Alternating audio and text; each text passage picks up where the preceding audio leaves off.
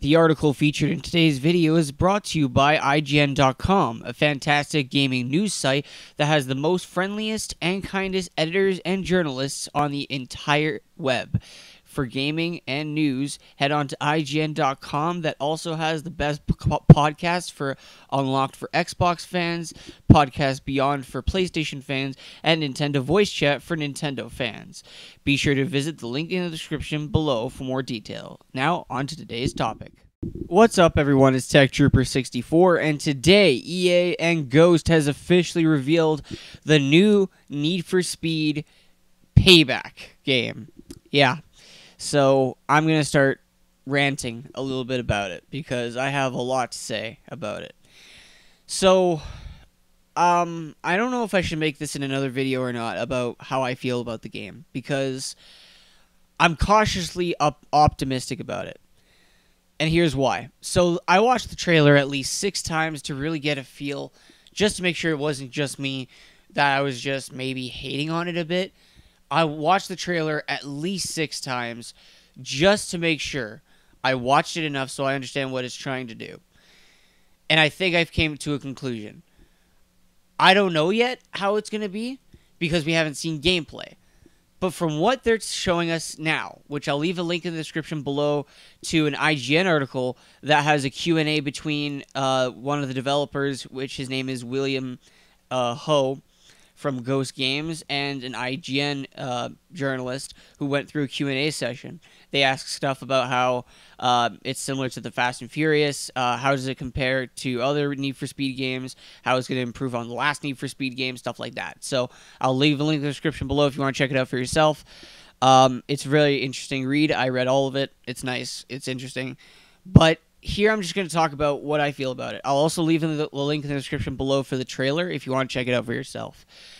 Now, the game is called Need for Speed Payback, which is kind of alluding to the whole there's heists involved, which, according to the developer, says that you're going to be heisting a 18-wheeler that has a bunch of pretty nice cars, and apparently you're going to be heisting that, and you're going to be heisting other heists. Honestly, I don't know if this is really a direction I'm happy that the series is going with, but it looks like they're going back to their roots of going for fun first and gameplay first, because he does say, like, I'm going to take one of the Q&As from the IGN thing, and IGN asks, what are you most happy with so far in Payback? And then what he says here is interesting. He says, I'm super happy with the game as a whole. It's ambitious, but it just all kind of fits together. Looking back, I'm really satisfied with our goal to stretch beyond racing and into action driving. It respects core Need for Speed gameplay, but frees our team to explore possibilities that lie outside the bounds of strictly racing. What this sounds like to me anyways, it sounds like they're trying to do the Call of Duty approach. And if you don't know what I'm trying to say, Call of Duty in 2013, I think, no, 2014, they decided that with the new Call of Duty Advanced Warfare at the time, made by Sledgehammer, they wanted to go ahead and bring this, like, a new experience to the old formula of Call of Duty of shooting multiplayer gameplay and add something innovative to it. So the whole jumping and exo movements that they did in that game, that's what was the innovative factor. What it looks like they're trying to do with Need for Speed is that, from what I read, is that you play 3 playable characters similar to GTA, and you get to be in a city. Like this, like one of the other websites, I think it was Polygon, said that this looks like GTA meets what's called Fast and Furious.